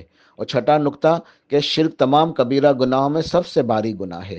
اور ساتواں نکتہ کہ شرک حقیقت میں ایک بہت بڑا نقص اور عیب ہے، بہت بڑی برائی ہے یہ۔ تو شرک سب سے بڑا باری ظلم ہے، اس کی دلیل قرآن پاک کے اندر موجود ہے۔ اللہ پاک نے ارشاد فرمایا ان الشرک لظلم عظیم، سورہ لقمان کے اندر ارشاد فرمایا کہ بے شک شرک بہت بڑا باری ظلم ہے، سب سے بڑا باری گناہ شرک ہے۔ اللہ تعالیٰ شرک کو کبھی معاف نہیں کرے گا، اس کی دلیل قرآن پاک کے اندر بہت ساری آیتوں کے اندر موجود ہے۔ سورہ نساء آیت نمبر 48 اور 116 میں، یعنی سورہ نساء میں یہ آیت 2 مرتبہ آئی ہے، 2 مرتبہ اللہ پاک نے اس آیت کو نازل فرمایا، 2 مرتبہ یہ آیت ہے کہ ان اللہ لا یغفر ان یشرک بہ ویغفر ما دون ذلک لمن یشاء، کہ یقیناً اللہ تعالیٰ اپنے ساتھ شرک کے جانے کو نہیں بخشے گا، شرک کے گناہ کو اللہ تعالیٰ معاف نہیں کرے گا، اس کے سوا جس گناہ کو چاہے، جس طرح چاہے، جس کے لیے چاہے اللہ تعالیٰ معاف کر دے۔ یعنی اللہ تعالیٰ کی مشیت کے اوپر ہے کہ اللہ تعالیٰ چاہے تو اپنی رحمت سے، عقیدہ توحید کی برکت سے ویسے ہی معاف کر دے بغیر عذاب دیے، اور اگر اللہ تعالیٰ چاہے تو پہلے عذاب دے پھر اس کو جنت میں بھیج دے، لیکن ہمیشہ وہ جہنم میں نہیں رہے گا، اس کے گناہ ضرور معاف ہوں گے اور وہ ضرور جنت میں جائے گا۔ تو مشرک جو ہے اس کے گناہ معاف نہیں ہوں گے، لیکن جس نے شرک نہیں کیا اس کے گناہ ضرور انشاءاللہ معاف ہو جائیں گے۔ اور اللہ تعالیٰ نے جنت کو مشرک کے اوپر حرام قرار دیا ہے، اور اللہ پاک نے ارشاد فرمایا اس کی دلیل انہ من یشرک باللہ فقد حرم اللہ علیہ الجنہ ومأواہ النار وما للظالمین من انصار۔ سورہ مائدہ کی آیت ہے کہ یقیناً بے شک جو شخص اللہ تعالیٰ کے ساتھ شرک کرتا ہے، اللہ تعالیٰ نے اس کے اوپر جنت حرام کر دی ہے، اور اس کا ٹھکانہ جہنم ہی ہے، اور گنہ ایسے ظالموں کی کوئی مدد کرنے والا بھی نہیں ہوگا۔ شرک انسان کے تمام نیکیوں کو، تمام نیک اعمال کو مٹا دیتا ہے، شرک کرنے سے تمام اعمال ضائع ہو جاتے ہیں، برباد ہو جاتے ہیں، نیکیاں برباد ہو جاتی ہیں۔ سورہ انعام کے اندر اللہ پاک نے اپنے بہت سارے انبیاء علیہ السلام کا تذکرہ فرمایا، تقریباً 18 نبیوں کا نام لے کے اللہ پاک نے تذکرہ فرمایا، اور ان تمام نبیوں کے تذکرہ فرمانے کے بعد اللہ پاک نے ارشاد فرمایا کہ ولو اشرکو لحبط عنہم ما کانوا یعملون، کہ اگر یہ ہستیاں یعنی انبیاء علیہ الصلاۃ والسلام، سب سے محبوب ہستیاں، اللہ تعالیٰ کی برگزیدہ ہستیاں، اگر یہ انبیاء اور رسول بھی شرک کرتے تو ان کے بھی تمام اعمال جو انہوں نے نیکیاں سر انجام دی وہ سب کی سب عکارت ہو جاتی، بیکار ہو جاتی، ضائع ہو جاتی۔ یعنی اگر انبیاء علیہ السلام نے بھی شرک کر لیا تو ان کے بھی نیک اعمال ضائع ہو جائیں گے۔ سورہ زمر میں اللہ پاک نے آیت نمبر 65 میں ارشاد فرمایا وَلَقَدْ أُوحِيَ إِلَيْكَ وَإِلَى الَّذِينَ مِن قَبْلِكَ لَئِنْ أَشْرَكْتَ لَيَحْبَطَنَّ عَمَلُكَ لَيَحْبَطَنَّ عَمَلُكَ وَلَتَكُونَنَّ مِنَ الْخَاسِرِينَ، کہ اے حبیب ہم نے آپ کی طرف بھی اس وحی کو بھیجا ہے، اور آپ سے پہلے جتنے انبیاء علیہ السلام گزر چکے ان سب کی طرف بھی اسی وحی کو بھیجا تھا کہ اگر آپ لوگوں نے، گروہ انبیاء نے بھی اگر شرک کیا تو آپ کے تمام اعمال ضائع ہو جائیں گے اور آپ یقیناً نقصان پانے والوں میں سے ہو جائیں گے۔ یعنی اللہ کے نبی علیہ الصلوۃ والسلام سے لے کے تمام انبیاء رسول کے بارے میں اللہ پاک نے ارشاد فرمایا، اللہ تعالیٰ کا اٹل فیصلہ ہے کہ اگر میرے کسی نبی نے، میرے پیغمبر نے، میرے رسول نے بھی شرک کیا تو میں اس کے بھی اعمال کو ضائع کر دوں گا، نیکیاں برباد ہو جائیں گی اور وہ نقصان پانے والوں میں سے ہو جائیں گے۔ تو سوچے ذرا انسان، اللہ تعالیٰ نے یہ نبیوں رسولوں کے بارے میں ارشاد فرمایا، اور سرتاج رسول علیہ الصلوۃ والسلام آپ سب سے اعلیٰ، سب سے افضل ہیں، سردار دو جہاں ہیں۔ آپ کے بارے میں بھی آیت موجود ہے سورہ زمر کے آیت نمبر 65، حبیب شرک اگر آپ نے بھی کیا تو آپ کے بھی اعمال ضائع ہو جائیں گے۔ تو کتنا جو ہے نا خطرناک یہ معاملہ ہے۔ اور شرک کرنے والے کا خون اور مال مسلمانوں کے لیے حلال ہو جاتا ہے، یعنی ان کے لیے جہاد ہوتا ہے۔ جب اسلامی ریاست قائم ہوگی، مسلمانوں کا امیر ہوگا، خلیفہ ہوگا، تو مشرک سے جہاد ہوتا ہے، اور اس کا پھر جو ہے نا خون اور مال مسلمانوں کے لیے حلال ہوتا ہے، لڑنا اللہ حلال ہو جاتا ہے۔ سورہ توبہ میں اللہ پاک نے ارشاد فرمایا فَاقْتُلُوا الْمُشْرِكِينَ حَيْثَ وَجَدتُّمُوهُمْ وَخُذُوهُمْ وَاحْصُرُوهُمْ وَاقْعُدُوا لَهُمْ كُلَّ مَرْصَدٍ، کہ جب یہ 4 مہینوں کی اللہ پاک نے پہلے مہلت دی، انہیں دعوت دو، انہیں توحید کے بارے میں سکھاتے رہو، یہاں تک کہ 4 مہینے گزر گئے، ان کی دعوت، ان کا جو ہے نا یہ وہ جو وقت مقررہ یہ پورا ہو گیا۔ اب اس کے بعد ان مشرکین کو جہاں پاؤ قتل کرو، انہیں گرفتار کرو، ان کا محاصرہ کر لو، ان کی طاق میں ہر گھاٹی میں جا کر بیٹھو۔ یعنی جب یہ جہاد کے احکامات میں آتا ہے، بڑی تفصیل طلب موضوع ہے، بہرحال کہنے کی بات یہ کہ جب جہاد کے اندر مشرک سے جب جہاد ہوتا ہے تو اس کا خون اور مال ایک مسلمان کے لیے حلال ہو جاتا ہے، یعنی اسے لڑنا حلال ہو جاتا ہے۔ ویسے کسی مسلمان سے ہم لڑائی نہیں کر سکتے، لیکن جو شرک کرتا ہے، جو مشرک ہے، تو اس کے خلاف جہاد جائز ہے۔ اس کے الگ احکامات ہیں باقاعدہ، ابھی یہ موقع نہیں ہے اس کو تفصیل سے بتانے کا، لیکن نقطہ یہ ہے سمجھنے کے لیے کہ مشرک سے جہاد و قتال ہوتا ہے۔ اور شرک تمام کبیرہ گناہوں میں سب سے بھاری گناہ ہے۔ صحیح بخاری سے مسلم کی حدیث ہے، آپ نے ارشاد فرمایا کہ الا انبئکم باکبر الکبائر، کیا میں تمہیں کبیرہ گناہوں میں بھی سب سے بڑے گناہوں کی خبر دوں؟ آپ نے ارشاد فرمایا الاشراک باللہ و حقوق الوالدین، پوری حدیث ہے کہ شرک کرنا یہ تمام کبیرہ گناہوں میں سب سے باری گناہ ہے۔ تو شرک حقیقت میں ایک نقص ہے، عیب ہے، ظلم ہے، بہت بڑا باری گناہ ہے اور ناقابل معافی جرم ہے، لہٰذا ہمیں شرک سے بچنا چاہیے۔ اس کے بعد شرک کے حوالے سے اور شرک کے مسئلے کو سمجھنے کے لیے، اور آج ہمارے موجودہ زمانے میں جو بہت سارے لوگ شرکیہ چیزوں کے اندر ملوث ہیں، شرک کے اندر مبتلا ہیں، تو ان کو سمجھانے کے لیے اور اس مسئلے کی اہمیت کو بتانے کے لیے، اس کی وضاحت کرنے کے لیے، شرک کے احکام و مسائل کو بتانے کے لیے میں چند نقطے جو ہے بتانا چاہ رہا ہوں کہ انسان چند نقطے سمجھے تو انشاءاللہ اللہ تعالیٰ کی توحید کو سمجھ سکے گا اور شرک سے اپنے آپ کو بچا سکے گا۔ یہ چند نقطے سے مطلب یہ چند سوالات ہیں، یہ میرے ایک سمجھانے کا ایک انداز ہے۔ چند سوالوں کو میں نے منتخب کیا ہے کہ ان سوالوں کو انسان اگر سوچے سمجھے، ان کے اوپر غور و فکر کرے، تدبر کرے، تذکر کرے، تو انشاءاللہ اسے شرک کا مسئلہ سمجھ میں آئے گا، اللہ کی توحید سمجھ میں آئے گی اور وہ اپنے آپ کو شرک سے بچا سکے گا۔ پہلا سوال یہ ہے کہ دنیا میں شرک کی ابتدا کیسے ہوئی؟ یہ پہلا سوال ہے۔ دوسرا سوال کہ جو مشرک ہیں، جو بت پرست ہیں، جو بتوں کی عبادت کرتے ہیں، کیا وہ محض صرف پتھر کے بنے ہوئے بت ہوتے ہیں؟ ان کی حقیقت کیا ہے؟ جن بتوں کی عبادت کی جاتی ہے ان کی حقیقت کیا ہے؟ یہ دوسرا سوال ہے میرا۔ تیسرا سوال یہ ہے کہ کیا مشرکین مکہ، یعنی جو مکے کے جو کافر تھے اللہ کے نبی علیہ الصلوۃ والسلام کے زمانے میں، یعنی ابو لہب، ابو جہل، امیہ اور جتنے بڑے بڑے کفر کے سردار تھے، یہ سارے جو نا مشرکین مکہ تھے، کیا یہ اللہ تعالیٰ کو مانتے تھے کہ نہیں مانتے تھے؟ چوتھا سوال یہ ہے، چوتھا نقطہ یہ ہے کہ ان لوگوں کا یعنی مشرکین مکہ کا شرک کیا تھا. اور پانچواں سوال یہ ہے کہ جن آیتوں میں شرک کا رد ہے، قرآن پاک کی جن جن مقامات میں اللہ تعالیٰ نے شرک کی برائی کو واضح کیا ہے، اسے بچنے کا حکم دیا ہے، کیا وہ صرف بتوں کے لیے ہیں؟ وہاں مراد صرف بت ہیں یا اس کی حقیقت کیا ہے؟ اور چھٹا سوال یہ ہے کیا قبر اور بت یہ برابر ہیں؟ یہ کیا دونوں ایک ہی ہیں؟ دونوں کا حکم ایک ہی ہے؟ اب ان سوالوں کو ذرا انشاءاللہ تفصیل سے سمجھیں گے نا تو مسئلہ اچھی طرح سمجھ میں آئے گا. کیونکہ معاملہ جنت اور جہنم کا ہے. ہمیشہ کی کامیابی اور ہمیشہ کی ناکامی. جنت ہمیشہ ہمیشہ کی کامیابی ہے، جہنم ہمیشہ ہمیشہ کی ناکامی ہے. تو ایک انسان سوچے، اگر ایک انسان دنیا کے اندر زندگی گزارتا ہے اور اپنے تو یہ مطمئن ہو کے بیٹھا ہے کہ میں تو مسلمان ہوں، کیوں؟ مسلمان گھر میں پیدا ہوا ہوں، پیدائشی مسلمان ہوں. وہ توحید کا علم حاصل نہیں کرتا، وہ شرک کی جو نا مذمت کو سمجھتا نہیں ہے، شرک کے مسائل کو سیکھتا نہیں ہے، اور لا علمی کے اندر بھی شرک کے اندر مبتلا ہے، اسے احساس ہی نہیں ہے. اور اسی حالت میں اس کا انتقال ہو جاتا ہے تو کتنی بڑی وہ خسارے اور ناکامی سے دوچار ہو سکتا ہے کہ وہ اللہ کے پاس پہنچا شرک کو لے کے. اور اللہ پاک نے باقاعدہ میں حکم دیا ہے کہ فَعَلَمْ أَنَّهُ لَا إِلَهَ إِلَّا اللَّهُ، پس آپ علم حاصل کریں، لا الہ الا اللہ کا، توحید کا علم حاصل کریں. اور نبی علیہ الصلوۃ والسلام کا فرمان ہے، آپ نے شاید میں صحیح مسلم کی حدیث ہے کہ من مات وهو يعلم انه لا الہ الا اللہ دخل الجنہ، کہ جس انسان کو موت آئی اس حالت میں کہ اس نے علم حاصل کر لیا تھا لا الہ الا اللہ کا، اور اسی کے اوپر اس کا انتقال ہوا تو وہ جنتی ہے. تو ہمیں انتہائی زیادہ ضرورت ہے کہ ہم اس بات میں مطمئن ہو کر نہ بیٹھیں کہ ہم تو پیدائشی مسلمان ہیں، ہمیں کیا ضرورت ہے ان مسائل کو سیکھنے کی. یہ تو وہابیوں کی باتیں ہیں، یہ لوگوں کو جو نا ہر وقت توحید توحید کرتے رہتے ہیں.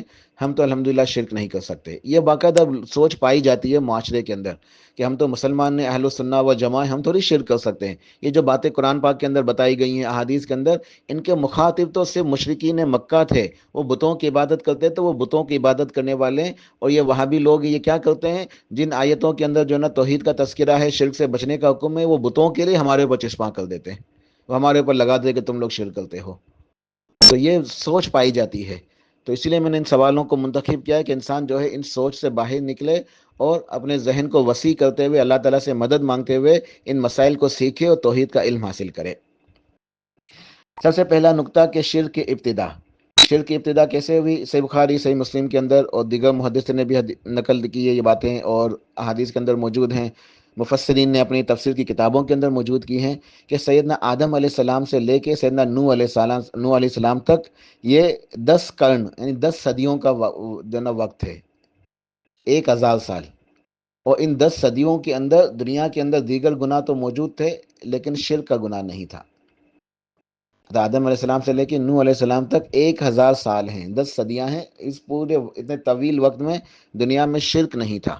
شرک کی ابتدا ہوئی ہے حضرت نوح علیہ السلام کی قوم سے. حضرت نوح علیہ السلام کے قوم کے لوگوں نے سب سے پہلے شرک شروع کیا. اللہ پاک نے اس کی تفسیر پوری بیان کی ہے قرآن پاک میں.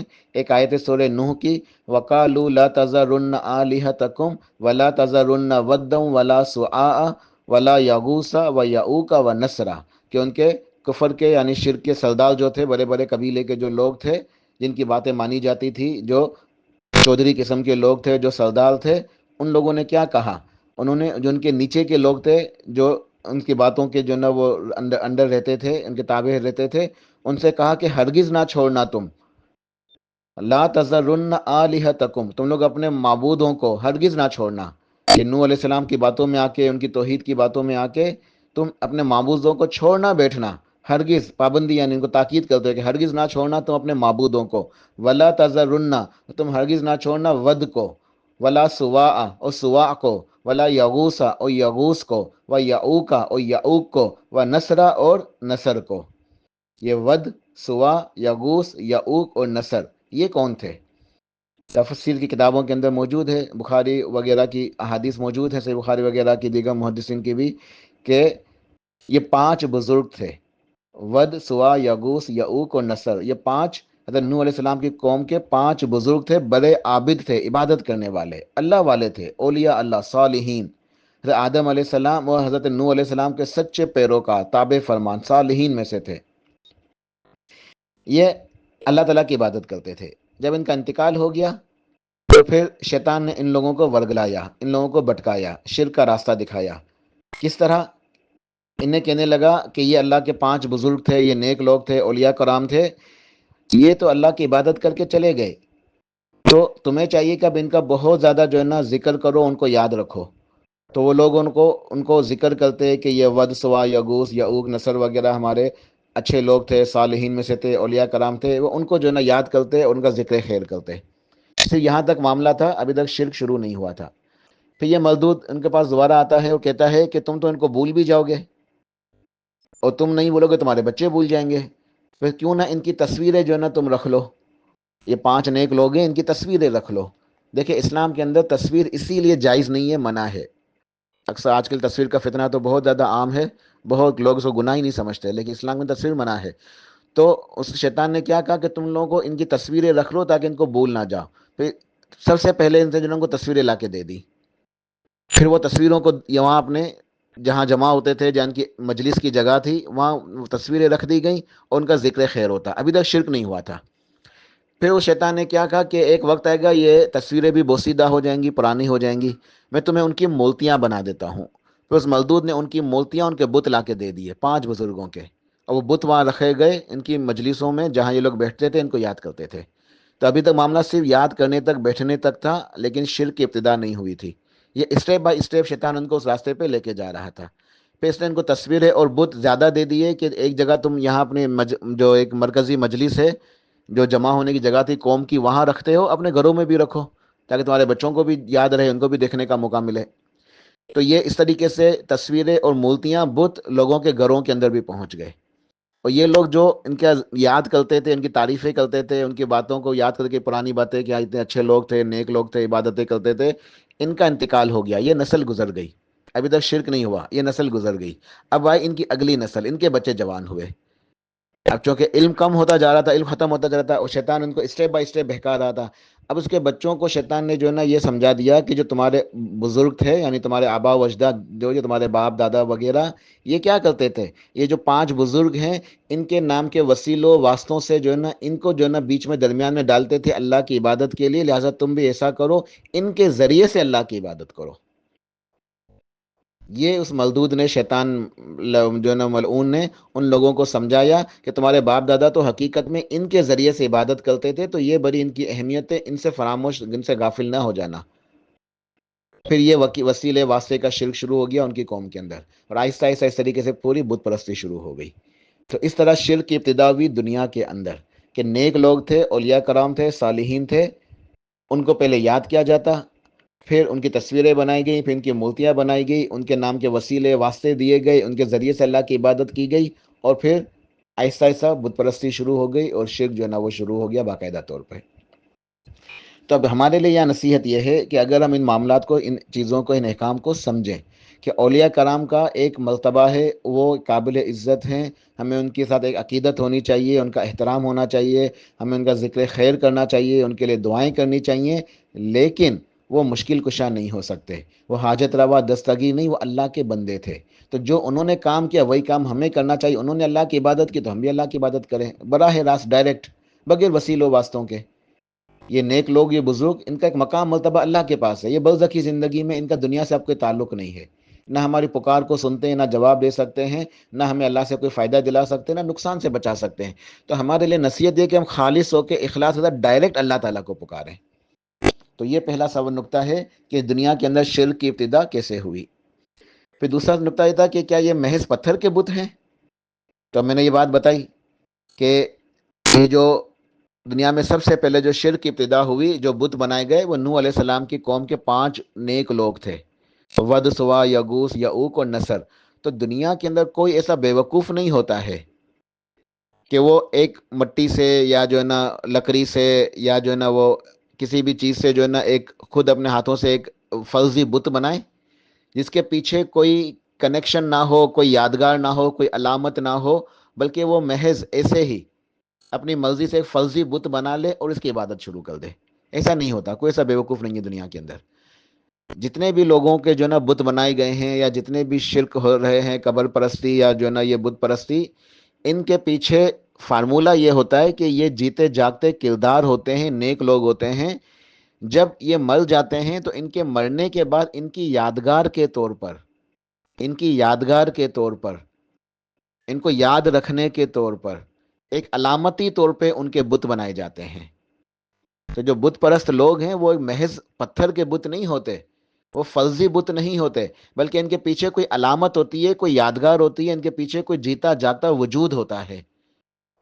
وہ اللہ کے نیک لوگ ہوتے ہیں، لوگوں کی نظروں میں کہ یہ اچھے لوگ تھے، اب یہ مر گئے، اب ان کے ذریعے سے اللہ کی عبادت کرو، یہ فارمولہ ہوتا ہے۔ تو یہ پتھر کے فلزی بت نہیں ہوتے، جیسے نوح علیہ السلام کے بتوں کا تذکرہ ہوا۔ اس کے بعد تفسیر کے اندر آتا ہے، اور امام بخاری رحمہ اللہ نے بھی اس بات کو لکھا ہے، دیگر محدثین نے بھی، کہ مکے کے مشرکوں نے بھی ان نوح علیہ السلام کے 5 بتوں کو، ان کو جو نا اختیار کر لیا تھا، ان کو منتخب کر لیا تھا، یہ لوگ بھی ان کی عبادت کرنے لگے تھے۔ یہ جو 5 بت تھے، سمجھے کہ یہ 5 مشکل کشا تھے نوح علیہ السلام کی قوم کے لوگ، جو لوگوں نے مشکل کشا بنا دیے، نیک لوگ تھے، ان کو حاجت روا مشکل کشا بنا دیا کہ اب یہ ہمیں اللہ سے دلائیں گے۔ تو یہ کون تھے؟ یہ 5 تھے۔ تو یہ مکے کے لوگوں نے بھی ان 5 کو اختیار کیا تھا، اور ان کے آگے جھکتے تھے، ان کے نام کے رسم نظر نیاز کرتے تھے، ان کے جو نا وسیلے واسطے لگاتے تھے۔ تو یہ لوگ بھی ان کی عبادت کرتے تھے، یہ 5 بتوں کی، جو نوح علیہ السلام کی قوم کے تھے۔ پھر مشرکین مکہ کے اپنے اور بھی بت تھے، جیسے لات، منات، عزا، حبل وغیرہ جو مشہور ہیں۔ تو یہ لات کون تھا؟ یہ لات بھی ایک نیک انسان تھا، ایک بزرگ تھا، محض فلزی بت نہیں تھا یہ پتھر کا، بلکہ یہ ایک باقاعدہ نیک انسان تھا، نیک بزرگ تھا۔ اور یہ کیا کرتا، اس کی نیکی کیا تھی کہ جب حاجی آتے تھے نا بیت اللہ کا حج کرنے کے لیے، تو یہ ان کو ستو گول گول کے پلایا کرتا تھا، حاجیوں کی مہمان نوازی کرتا تھا۔ یہاں ایک یہ نقطہ بھی ذہن نشین رہے کہ جو مکے کے مشرکین ہیں نا، یہ حج بھی کرتے تھے، ان کا تلبیہ بھی موجود ہے، ٹھیک ہے، ان کا تلبیہ بھی موجود ہے، اور یہ سارے کام کرتے تھے، لیکن ساتھ میں یہ شرک بھی کرتے تھے۔ تو یہ لات ایک نیک بزرگ تھا، جو حاجیوں کو ستو گول گول کے پلایا کرتا تھا۔ جب یہ مر گیا تو اس کے بعد وہی ہوا جو نوح علیہ السلام کی قوم کے لوگوں نے کیا تھا، کہ اس کے انتقال کے بعد لوگوں نے سب سے پہلے اس کی یادگار بنائی، اس کی قبر کی پوجا شروع کر دی۔ آج ہمارے یہاں یہ سمجھا جاتا ہے نا کہ یہ جو وہابی لوگ جو نا بس یہ جو باتیں بتاتے ہیں، توحید توحید کرتے ہیں قرآن سے اور حدیث سے، کہ یہ تو ان لوگوں کے لیے تھی، یہ تو اولیاء کرام کے جو نا یہ جو آج درگاہیں بنی ہیں، جو مزارات بنے ہوئے، تو اولیاء کرام میں یہ کہاں بت ہو سکتے ہیں؟ تو سب سے پہلے جو ہے وہ لات ایک ولی ہی تھا، ایک نیک انسان تھا، اسی کی قبر کی پوجا شروع ہوئی تھی۔ لات ایک اللہ کا نیک بندہ تھا، حاجیوں کی خدمت کرنے والا، جب وہ مرا تو سب سے پہلے اس کی قبر کی پوجا شروع ہوئی۔ اس کے اوپر لوگ مجاور بن کے بیٹھے، اور یہ اہل طائف کے لوگ تھے، اہل طائف نے سب سے پہلے جو ہے نا اپنا یہ معبود بنایا لات۔ پھر رفتہ رفتہ باقاعدہ اس کی عبادت شروع کر دی گئی، اور ایک منقش پتھر تھا سفید رنگ کا، نقش و نگار بنے ہوئے سفید رنگ کا پتھر تھا، اور اس پتھر کو اس کی یادگار کے طور پہ مقرر کیا گیا۔ اور اس کے بعد اگلے اسٹیپ میں جا کے وہ پتھر کا بھی بت بنایا گیا، تو لات کی قبر کی بھی پوجا کی گئی، اس کا بت بھی بنایا گیا، لات کا بت بھی بنایا گیا تھا۔ منات یہ بھی اہل مکہ کا مشہور بت تھا۔ یہ مکہ اور مدینہ کے درمیان کچھ قبائل آباد تھے، جیسے بنو خزاعہ، دیگر قبائل تھے، یثرب کے اندر اوس اور خزرج، یہ ان کا مشکل کشا تھا۔ تو یہ بھی باقاعدہ جیتا جاگتا ایک کردار تھا، ایک نیک بزرگ تھا۔ اسی طرح قریش اور بنو کنانا وغیرہ جو قبائل تھے، یہ عزا نام کی ایک دیوی تھی، اس کے پجاری تھے۔ اللہ نے قرآن میں فرمایا کہ افرأیتم اللات والعزی ومناۃ الثالثۃ الاخری، کہ یہ لات، منات اور عزا ان کی حقیقت کے اوپر غور کیا ہے کبھی؟ سورہ نجم کی آیات ہیں، کہ لوگوں کبھی تم نے یہ لات، منات، عزا ان کی حقیقت کے اوپر غور کیا کہ یہ کون تھے؟ یہ فرضی بت نہیں تھے، محض تخیل نہیں تھا، امیجنیشن نہیں تھی یہ، بلکہ یہ باقاعدہ نیک لوگ تھے، جیتے جاگتے کردار تھے۔ ان کے مرنے کے بعد فارمولہ وہی تھا جو شیطان نے سکھایا تھا نوح علیہ السلام کی قوم کے لوگوں کو، آہستہ آہستہ اسٹیپ بائی اسٹیپ یہ سارے کام ہوئے، اور ان کی عبادت شروع کی گئی، اور یہ بت پرستی اور قبر پرستی شروع ہوئی۔ جب اللہ کے نبی علیہ الصلوۃ والسلام نے فتح مکہ کے موقع پہ خانہ کعبہ میں جب آپ نے اللہ کی توحید کو بلند کیا اور اللہ کی توحید کو جو ہے نا وہاں قائم کیا، تو اس وقت خانہ کعبہ میں 360 بت تھے، اور یہ 360 بتوں کے اندر سیدنا ابراہیم علیہ السلام کا بت بھی موجود تھا۔ ان ظالموں نے اللہ کے خلیل امام الموحدین سیدنا ابراہیم علیہ السلام کا بھی بت بنا کے رکھا ہوا تھا، سیدنا اسماعیل علیہ السلام کا بت بھی رکھا ہوا تھا، حضرت عیسیٰ علیہ السلام کی والدہ سیدہ مریم علیہ السلام کا بت بھی وہاں موجود تھا۔ تو نیک لوگوں کے بت، اولیاء کرام کے، انبیاء کے، سیدہ مریم علیہ السلام کا بت بھی وہاں موجود تھا۔ تو یہ بات سمجھنے کے لیے ایک نقطہ بالکل وضاحت کے ساتھ پتہ سمجھ میں آ رہا ہے ہمیں کہ یہ پتھر کے بت محض تخیل نہیں ہوتے، کوئی امیجنیشن نہیں ہے، فرضی بت نہیں ہیں، بلکہ یہ باقاعدہ کردار ہوتے ہیں۔ اس عقیدے کے تحت ان کی عبادت کی جاتی ہے کہ یہ ہمیں اللہ سے دلانے کا ذریعہ ہو جائیں گے۔ تیسرا سوال ہے کہ کیا مشرکین مکہ اللہ کو نہیں مانتے تھے؟ جیسے میں نے بتایا کہ لات حاجیوں کو جو نا وہ تو حج کون کرے گا؟ جو اللہ کو مانے گا وہی بیت اللہ، کیا بیت اللہ کا گھر ہے؟ یعنی مشرکین مکہ اللہ کو مانتے تھے باقاعدہ، وہ حج بھی کرتے تھے، تلبیہ بھی پڑھتے تھے، ان کا تلبیہ موجود ہے بخاری شریف حدیث کے اندر، ان کا عبداللہ بن عباس کی روایت ہے کہ مشرکین مکہ حج کرتے ہوئے تلبیہ پڑھا کرتے تھے۔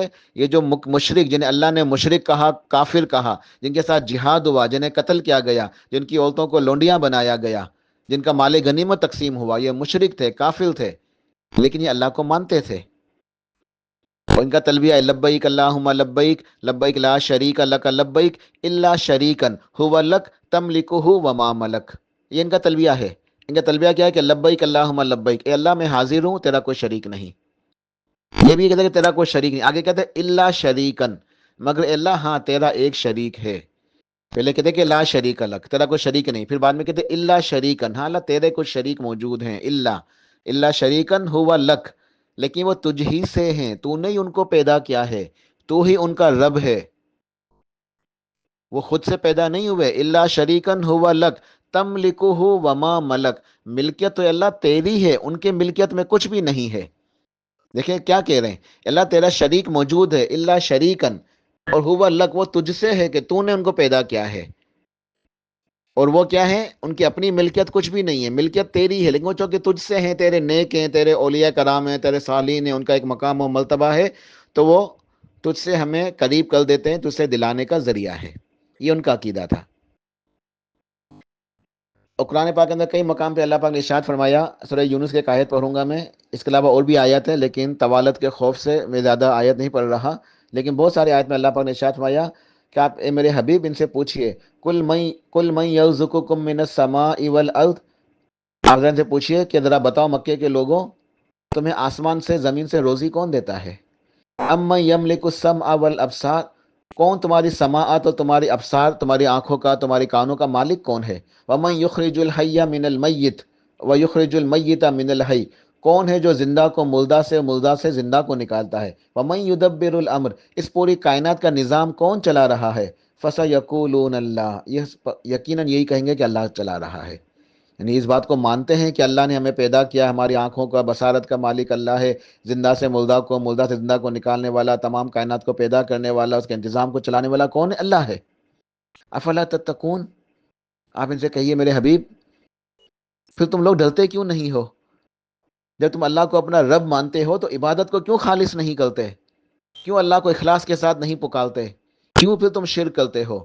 تو مشرکین مکہ ربوبیت میں اللہ کو مانتے تھے کہ اللہ رب ہے، مگر ان کا شرک کیا تھا؟ ان کا شرک یہ تھا کہ وہ اللہ تعالیٰ کی عبادت میں شرک کرتے تھے۔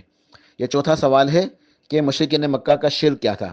تو مشرکین مکہ کا شرک یہ تھا کہ وہ وسیلہ، واسطہ اور سفارشی بناتے تھے ان بتوں کو، جن کے پیچھے شخصیات ہوتی تھیں، تو ان لوگوں کو یہ سمجھتے تھے کہ یہ اولیاء کرام ہیں، یہ ہمیں اللہ سے دلانے کا ذریعہ ہے۔ اس کی دلیل سورہ زمر کے اندر آیت نمبر 3، اللہ پاک نے ارشاد فرمایا، الا للہ الدین الخالص، خبردار، ہوشیار، متنبہ رہنا کہ دین تو خالص صرف اور صرف اللہ کے لیے ہے، یعنی دین کو اللہ کے لیے خالص کرو۔ والذین اتخذوا من دونہ اولیاء، اور جن لوگوں نے اللہ کے علاوہ اوروں کو اپنا کارساز بنا لیا، جن لوگوں نے اللہ کے علاوہ اوروں کو اپنا کارساز بنا لیا، ما نعبدہم الا لیقربونا الی اللہ زلفی، وہ کیا کہتے ہیں؟ وہ کہتے ہیں کہ ہم تو ان کی عبادت نہیں کرتے مگر صرف اس لیے کہ یہ ہمیں اللہ سے قریب کرنے کا ذریعہ ہے، ہم ان کو نہیں پکارتے، ان کی جو ہے نا ہم قبروں کے اوپر، ان کے جو ہے نا وہ بتوں کے اوپر مجاور بن کے نہیں بیٹھے ہوئے، مگر صرف اس لیے کہ وہ ہمیں اللہ سے قریب کر دیتے ہیں۔ الا لیقربونا الی اللہ زلفی، یہ ہمیں اللہ سے قریب کرنے کا ذریعہ ہے۔ ان اللہ یحکم بینہم فیما ہم فیہ یختلفون ان اللہ من لا یہدی من ہوا کاذب کفار، اللہ پاک نے ارشاد فرمایا کہ یقین اللہ تعالیٰ ان کے درمیان فیصلہ کر دے گا کل قیامت والے دن جس میں یہ اختلاف کر رہے ہیں، اور اللہ تعالیٰ یقیناً جو ایسا جھوٹا شخص ہو، انکار کرنے والا، کذاب اور کفار، جھوٹا حد درجہ انتہا درجے کا جھوٹا، کہ یہ شرک سب سے بڑا جھوٹ ہے، اور کفار انکار کرنے والا، کفر کرنے والا اللہ تعالیٰ اسے ہدایت نہیں دیتا ہے۔ سورہ یونس کے اندر اللہ پاک نے ارشاد فرمایا، یہ اس بات کی دلیل ہے کہ ان کا شرک کیا تھا۔ یہاں پہ پتہ کیا چلا کہ وہ شرک یہ تھا کہ وہ ان کو وسیلے واسطے دیتے تھے کہ اللہ سے قریب کرنے کا ذریعہ ہے۔ اگلی آیت میں سورہ یونس کے ارشاد فرمایا وَيَعْبُدُونَ مِن دُونِ اللَّهِ، اور یہ پکارتے ہیں، عبادت کرتے ہیں کس کی؟ اللہ کے علاوہ اوروں کی، مَا لَا يَضُرُّهُمْ وَلَا يَنْفَعُهُمْ، جو نہ انہیں فائدہ دے سکتے ہیں اور نہ نقصان دے سکتے ہیں۔ وَيَقُولُونَ، اور وہ یہ کہتے ہیں هَؤُلَاءِ شُفَعَاؤُنَا عِندَ اللَّهِ، کہ یہ تو اللہ کے ہاں ہمارے سفارشی ہیں، ہمارے شفاعت کرنے والے ہیں۔ کل، میرے حبیب آپ ارشاد فرما دیں، أَتُنَبِّئُونَ اللَّهَ، کیا تم اللہ کو خبر دے رہے ہو، تم اللہ کو بتا رہے ہو، بما لا یعلم فی السماوات ولا فی الارض، کہ جو بات اللہ آسمانوں میں زمین میں جانتا ہی نہیں ہے۔ اللہ کون سی بات زمین و آسمان میں نہیں جانتا؟ کہ اس کے ساتھ کوئی شریک بھی ہو سکتا ہے، اس کے لیے کوئی سفارشی بھی ہو سکتا ہے، کوئی شفاعت کرنے والا بھی ہے۔ اپنی مرضی سے شفاعت کر لے گا، اپنی مرضی سے دلا دے گا۔ اللہ تو اس بات کو جانتا ہی نہیں ہے۔ سبحانہ، اللہ پاک ہے، اللہ ہر کمزوری، ہر عیب، ہر نقص سے پاک ہے، تمہارے اس شرک سے پاک ہے۔ سبحانہ و تعالی عما یشرکون، اللہ پاک ہے، تمہارے اس شرک سے بری ہے۔ اللہ کی ذات بہت ہی بلند ہے، جو تم لوگوں شرک کر رہے ہو اللہ تعالیٰ اس سے بلند اور بری ہے۔ پانچواں سوال یہ ہے کہ جن آیتوں میں شرک کا رد ہے، کیا وہ صرف بت پرستوں کے لیے ہیں، یعنی بتوں کے لیے آیتیں نازل ہوئی؟ نہیں، ایسا نہیں ہے۔ یہ قرآن تو قیامت تک کے لیے، سب کے لیے ہے، سب کے لیے نصیحت ہے، سب کے لیے غور و فکر کرنے کی، تدبر تذکر کرنے کے لیے ایک اللہ کا پیغام ہے، جس میں غور و فکر کرو، تدبر کرو، تذکر کرو، اپنے نفس کا تزکیہ کرو، اپنے نفس کو پاک و صاف کرو اس قرآن کے ذریعے۔ جیسے مکے کے لوگوں کے لیے نہیں تھا، یہ آیتیں صرف جو ہے نا مکے کے مشرکین کے لیے نہیں ہیں۔ جن جن آیتوں کے اندر شرک اور توحید کے مسائل ذکر ہوئے ہیں، وہ پوری امت کے لیے، قیامت تک کے لیے ہیں۔ اللہ پاک نے سورہ اعراف میں ارشاد فرمایا، ان الذین تدعون من دون اللہ عباد امثالکم فادعوہم فلیستجیبوا لکم ان کنتم صادقین، کہ یقیناً کہ یہ جو لوگوں تم جو شرک کر رہے ہو، ان الذین تدعون من دون اللہ، اللہ کے ساتھ اوروں کو جو پکار رہے ہو، یہ عباد، یہ تو بندے ہیں۔ بالکل وضاحت کے ساتھ، بالکل صاف لفظ موجود ہے، صراحت کے ساتھ۔ عباد عبد سے نکلا ہے، عبد کسے کہتے ہیں؟ بندے۔ عباد بندوں کی جمع، بندے۔ تو یہ تو جن کو تم اللہ کے ساتھ پکارتے ہو، عباد، یہ بت نہیں ہیں، یہ صرف پتھر نہیں ہیں، امیجنیشن نہیں ہے، تخیل نہیں ہے، یہ تو بندے ہیں، یہ تو جیتے جاگتے انسان ہیں۔ یعنی وہی اولیاء کرام والا جو شرک چلا آ رہا ہے نا، تو یہ وہی ہے، عباد امثالکم، تمہاری طرح بندے ہیں، یہ تو بندے تمہاری طرح۔ فدعوہم، پس تم انہیں پکار لو، فلیستجیبوا لکم، دیکھو تمہیں پکار کا جواب دیتے ہیں، ان کنتم صادقین، اگر تم سچے ہو۔ اللہم ارجل یمشون بہا، کیا ان کے پاؤں ہیں جس سے یہ چلتے ہیں؟ کیا ان کے پاس پاؤں ہیں جس سے یہ چلیں؟ ام لہم ایدن یبطشون بہا، ان کے ہاتھ ہیں جس سے یہ پکڑیں، گرفت میں لیں؟ ام لہم اعین یبصرون بہا، کیا ان کی آنکھیں ہیں جن سے یہ دیکھتے ہیں؟ ام لہم آذان یسمعون بہا، کیا ان کے کان ہیں جن سے یہ سنتے ہوں؟ قل ادعوا شرکاءکم ثم قیدونی فلا تنظرون، آپ کہہ دیجئے میرے حبیب کہ پکار لو ان شریکوں کو اپنے، جن کو تم نے بس سمجھا ہوا ہے کہ ان کے ہاتھ ہیں، پاؤں ہیں، آنکھیں ہیں، سنتے ہیں، دیکھتے ہیں، سب کچھ کرتے ہیں، بلا لو ان کو، اور پھر تم میرے خلاف چالے چلو، مجھے کوئی مہلت نہ دو، دیکھو یہ میرا کیا بگاڑ سکتے ہیں۔ تو اللہ کا قرآن بالکل وضاحت کے صاف کھول کھول کے ہمیں بتا رہا ہے کہ یہ پتھر کے بت نہیں ہیں، بلکہ عباد امثالکم، تمہاری طرح جیتے جاگتے یہ انسان تھے، باقاعدہ کردار تھے، ان کے مرنے کے بعد ان کے ساتھ، ان کی قبروں کے ساتھ اور بت بنا کے ان کے ساتھ یہ شرک ہو رہا ہے۔ چھٹا سوال یہ، کیا بت پرست، کیا بت اور قبر برابر نہیں ہے؟ دیکھیں ہمیں جو باتیں سمجھ آ رہی ہے نا، کہ جو کام مشرکین مکہ بتوں کے ساتھ کرتے تھے، قبروں کے ساتھ کر رہے تھے، آج وہی سارے معاملات جو ہے یہ امت جو ہے وہ اولیاء کرام، بزرگان دین، نیک لوگ، صالحین، ان کی قبروں کے ساتھ کر رہی ہے۔ ان کی قبروں کو جو ہے نا مزار بنا دیا، درگاہیں بنا دیا، دربار بنا دیا۔ تو جو قبر ہے، جو مزار بن جاتی ہے، درگاہ بن جاتی ہے، وہ بت ہے، وہ بت ہے۔ اس کی دلیل بھی موجود ہے کہ اللہ کے نبی علیہ الصلوۃ والسلام نے سیدنا علی بن ابی طالب رضی اللہ عنہ کو بھیجا تھا، علی جاؤ، جو تمہیں قبر ملے اسے برابر کر دو، جو تمہیں تصویر ملے اسے مٹا دو۔ سرتاج رسول نبی علیہ الصلوۃ والسلام نے سیدنا علی کو بھیجا رضی اللہ عنہ کہ علی جاؤ، جو قبر تمہیں اونچی نظر آئے، جو تمہیں اونچی قبر ملے اسے برابر کر دو۔ پکی قبر نہ رہنے دو، قبر کو بالکل کچا رہنے دو، برابر کر دو، اونچی نہ ہونے دو، کیونکہ اونچی قبر بعد میں درگاہ بن جاتی ہے نا، تو اسے اونچی نہ ہونے دو، اسے برابر کر دو۔ جو تمہیں تصویر ملے تصویر کو مٹا دو، اسی تصویر سے پھر جو ہے نا وہ مورتیاں بنتی ہیں نا، تو یہ اس راستے کو ہی روک دو، قبر پرستی کے بت پرستی کے راستے کو ہی ختم کرو۔ موطا امام مالک کے اندر اللہ کے نبی علیہ الصلوۃ والسلام کی ایک دعا ہے، آپ نے ارشاد فرمایا اللہم لا تجعل قبری وسنا، اے اللہ میری قبر کو وسن نہ بننے دینا۔ وسن کہتے ہیں بت کو، وسن بت کو کہتے ہیں۔ اے اللہ، اللہ کے نبی اپنی قبر کے بارے میں اللہ تعالیٰ سے دعا مانگ رہے ہیں، اے اللہ میری قبر کو وسن نہ بننے دینا، یعبد جس کی عبادت کی جائے۔ دیکھیں اللہ کے نبی نے یہ اپنے انتقال سے پہلے اس دعا کو اللہ تعالیٰ سے مانگ کر گئے، اللہم لا تجعل قبری وسنا یعبد، اے اللہ میری قبر کو وسن بت نہ بننے دینا کہ جس کی عبادت شروع ہو جائے، یعنی میری قبر کو بھی درگاہ یا مزار نہیں بننے دینا۔ یہ آپ علیہ الصلوۃ والسلام کی دعا ہے کہ اللہ پاک نے اس دعا کو قبول فرمایا، آپ کی قبر کی حفاظت فرمائی ہے، اور آج جو ہے نا وہ چاروں طرف سے پیک ہے۔ یہ جو پروپیگنڈا ہوتا ہے نا کہ یہ وہابیوں کے خلاف انہوں نے جو ہے نا وہ بند کر کے رکھا ہے، کسی کو جانے نہیں دیتے، اگر یہ وہابیوں کے پاس نہ ہوتی نا اس کا کنٹرول، تو آج یہاں بھی جو ہے نا بہت بڑا جو ہے نا یہ سب سے بڑی درگاہ یہی بنی ہوئی ہوتی۔ بہرحال اللہ تعالیٰ نے آپ کی قبر کی حفاظت کی ہے، تو آج وہاں جو ہے نا یہ سارے شرکیہ کام نہیں ہوتے، کیونکہ اللہ کے نبی علیہ الصلوۃ والسلام نے دعا مانگی تھی اللہم لا تجعل قبری وسنا یعبد، اے اللہ میری قبر کو وسن نہیں بننے دینا کہ اس کی عبادت شروع ہو جائے۔ وسن کہتے ہیں بت کو۔ آگے آپ نے ارشاد فرمایا اشتد غضب اللہ علی قوم اتخذوا قبور انبیائہم مساجد، کہ اللہ تعالیٰ کا شدید غضب نازل ہوتا ہے اس قوم کے اوپر جس قوم نے اپنے نبیوں کی قبروں کو سجدے کی جگہ بنا لیا، نبیوں کی قبروں پہ عبادت کرنی شروع کر دی، سجدے شروع کر دیے۔ اور یہ کون تھے؟ یہ یہودی اور نصارہ، یہود و نصارہ کے بارے میں یہ جو نا حدیث موجود ہے، اس کے علاوہ اور بھی جو نا احادیث موجود ہیں۔ تو ہمیں یہاں سے دو باتیں پتہ چلی کہ جو قبر جس کی عبادت کی جا رہی ہے وہ بت ہوتی ہے، جو قبر مزار بنا دی جائے، جو دربار بن جائے، جو درگاہ بن جائے، اس کا حکم وہی ہے جو گویا کہ وہ بت کا حکم ہے، ٹھیک ہے۔ اور کون سی قوم قبر پرستی میں پہلے کر رہی تھی اس امت سے پہلے؟ وہ یہود و نصارہ تھے۔ یہ یہود و نصارہ کا کام ہے بت پرست اور قبر پرستی، ٹھیک ہے۔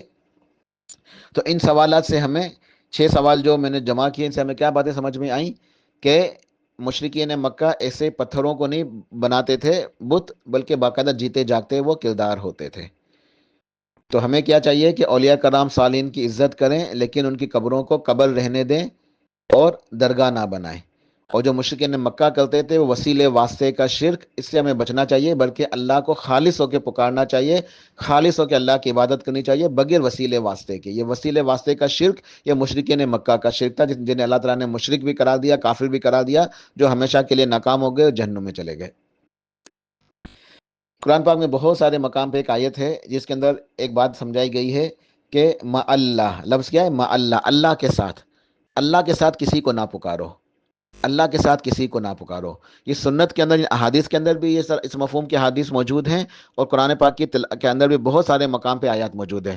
میں چونکہ وقت پورا ہو گیا ہے، بلکہ کچھ زیادہ ہو گیا ہے، اس لیے میں صرف ایک آیت کو اکتفا کرتا ہوں، کہ آیت بہت ساری ہیں لیکن میں ایک آیت پہ اکتفا کروں گا، اور وہ کیا ہے؟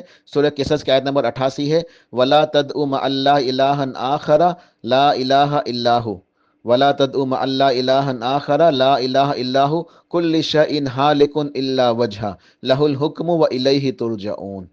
اللہ پاک نے ارشاد فرمایا کہ وَلَا تَدْعُ مَعَ اللَّهِ إِلَٰهًا آخَرَ، کہ اللہ کے ساتھ، یعنی اللہ کے ساتھ، سمجھے یوں نہیں کہ اللہ کے علاوہ نہیں، بلکہ اللہ کے ساتھ اوروں کو نہ پکارنا، اللہ کے ساتھ اوروں کو نہ پکارنا، لا الہ الا ہو، اس کے سوا کوئی عبادت کے لائق نہیں، کل شیء ہالک الا وجہہ، ہر چیز کو ہلاک ہو جانا ہے، صرف اس کی ذات باقی رہے گی،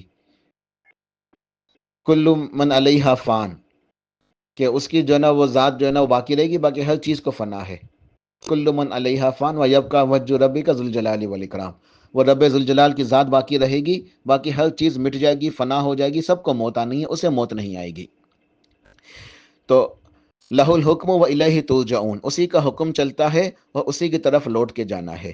تو اللہ پاک نے ارشاد فرمایا کہ ولا تدعوا مع اللہ الہا آخر لا الہ الا ہو، کہ ہرگز نہ پکارنا اللہ کے ساتھ اوروں کو، یہ نہیں کہ اللہ کو بھی پکار رہے ہو اوروں کو بھی پکار رہے ہو، اللہ کی بھی عبادت ہو رہی ہے اوروں کی بھی عبادت ہو رہی ہے، اور یہ پکارنے سے مراد کیا؟ یہ وہی وسیلے واسطے کا، تم اللہ کو پکارتے ہو اوروں کے ساتھ کہ یا اللہ فلاں ولی کے واسطے سے ہماری دعا قبول فرما، یا اللہ فلاں ولی کے وسیلے سے ہمیں یہ عطا فرما، یا اللہ فلاں وسیلہ کا واسطہ، یا اللہ فلاں ولی کا واسطہ، فلاں جو ہے نا بزرگ کا واسطہ، فلاں بزرگ کا وسیلہ، یا نبی کا وسیلہ، نبی کا واسطہ، یہ سب کا سب شرک ہے، یہ سب کا سب شرک ہے، ٹھیک ہے؟